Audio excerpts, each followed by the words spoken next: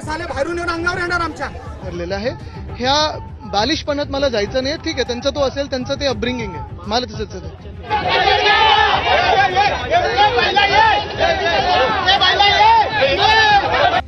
तर झालं नेमकं असं, मालवण राजकोट किल्ल्यावरील छत्रपती शिवाजी महाराज यांचा पूर्णाकृती पुतळा कोसळण्याची दुर्दैवी घटना घडल्यामुळे शिवप्रेमींमध्ये संतापाची लाट आहे। त्यातच आज आदित्य ठाकरे, आमदार वैभव नाईक आणि माजी खासदार विनायक राऊत हे राजकोट किल्ल्यावर छत्रपती शिवाजी महाराज यांचा पुतळा पाहण्यासाठी आले होते। यावेळी नारायण राणे देखील आले होते। किल्ल्यावर प्रवेश करत राणे समर्थक आदित्य ठाकरे यांच्या अंगावर धावून गेले।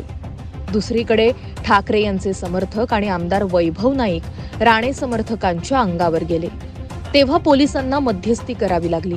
यानंतर आदित्य ठाकरे यांनी किल्ल्यावर जाऊन पुतळ्याची पाहणी केली, मात्र निलेश राणे आणि त्यांचे कार्यकर्ते आक्रमक झाले।